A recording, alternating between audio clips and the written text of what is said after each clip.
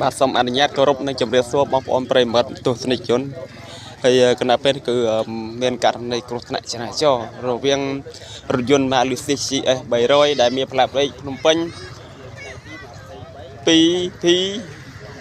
6197 បងប្អូនយើងបាទហើយចំពោះទីតាំងនេះគឺនៅតាមបណ្ដោយផ្លូវចាក់មកខាងអូត្រេសទល់មុខនឹងផ្លូវវាយកូនគោលថ្មីដែលស្ថិតនៅក្នុងសកល4ក្រុងនៅខេត្តព្រះសីហនុនៅវេលាម៉ោង 11 ជាងបងប្អូនបាទឃើញថា1ម៉ោងជាងណាបងប្អូនយើងបាទ1ម៉ោងជាងហើយចំពោះករណីគ្រោះថ្នាក់ចរាចរណ៍នេះគឺរថយន្តគាត់មានការងងុយគេងបងប្អូនយើងបាទឬថាគាត់មានការងងុយគេងហើយចំពោះបងប្រុសដែលគាត់ជាងម៉ូតូគឺគាត់សុំបញ្ជាក់ចំពោះករណីគ្រោះថ្នាក់ចរាចរណ៍គឺគាត់រាយការណ៍បឋមថា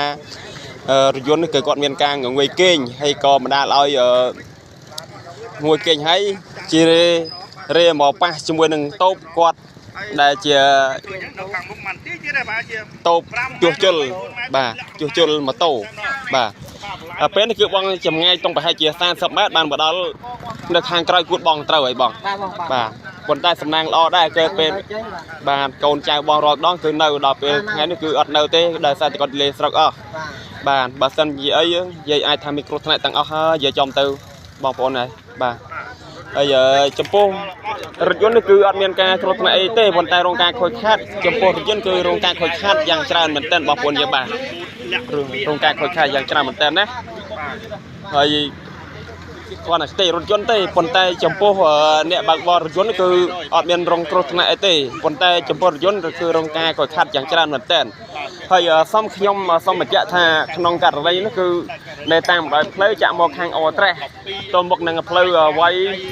គោលថ្មីដែលស្ថិតនៅក្នុងភូមិ6សកាត់4ក្រុងនឹងខេត្តព្រះសីហនុ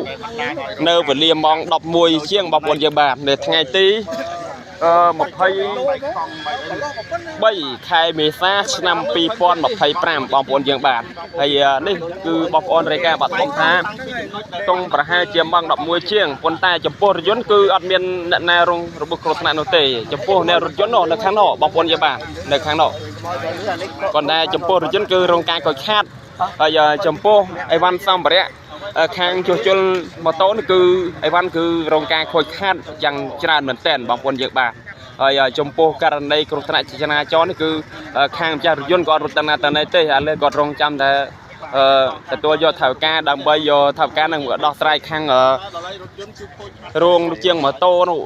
ដើម្បីសនសំណងទៅខាងគាត់ហើយសុំសរសើរមែនទែនចំពោះបងប្រុសដែលជាម្ចាស់ហាងម៉ូតូបងប្រុសដែលជាម្ចាស់តូបម៉ូតូជួសជុលធ្វើម៉ូតូនោះគាត់សំណាង 1000 ជីវិតឯងបងប្អូនយើងបាទអត់មានប៉ះពាល់អីដល់អាយុជីវិតដល់គ្រោះថ្នាក់អីទៅដល់ដែលជាម្ចាស់ខាងតុងនោះទេគាត់និយាយថាគាត់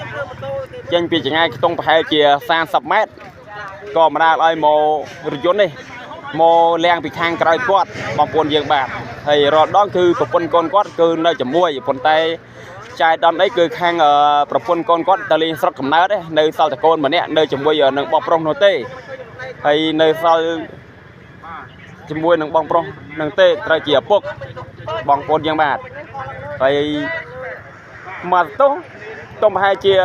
គាត់ចង្ងាយតុងប្រហែលជា30 ម៉ែត្រក៏បណ្ដាលឲ្យច្រឡំទៅបងប្អូនយើងបាទរថយន្តនេះគឺមកពីខាងក្រោយគាត់មកលាងជាមួយនឹងតូបជួសជុលម៉ូតូនេះបងប្អូនយើងបាទមកលាងជាមួយនឹងតូបជួសជុលធ្វើម៉ូតូហ្នឹងបងប្អូនយើងបាទហើយខ្ញុំសូមបញ្ជាក់ម្ដងទៀតគឺនៅតាមបណ្ដោយផ្លូវចាក់មកខាងអូត្រេសនៅភូមិ6សកាត់4ក្រុងនៅខេត្តព្រះសីហនុនៅទល់មុខនឹងផ្លូវវាយកូនគោលថ្មីណាបងប្អូនយើងបាទហ្នឹងហើយ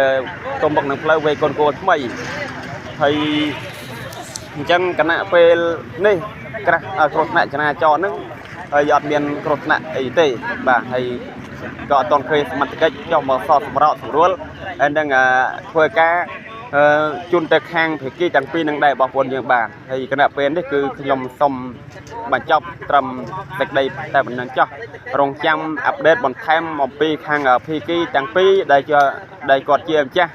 តូបជួសជុលម៉ូតូហើយនឹងដែលជាម្ចាស់ឡានហើយគាត់ដោះស្រាយ គ្នាទៅវិញទៅមកខ្ញុំនឹងអាប់ដេតនឹងរាយការណ៍បញ្ជាក់ជូនបងប្អូនយើងតាមក្រោយបងប្អូនយើងបាទសូមគោរពអរគុណច្រើន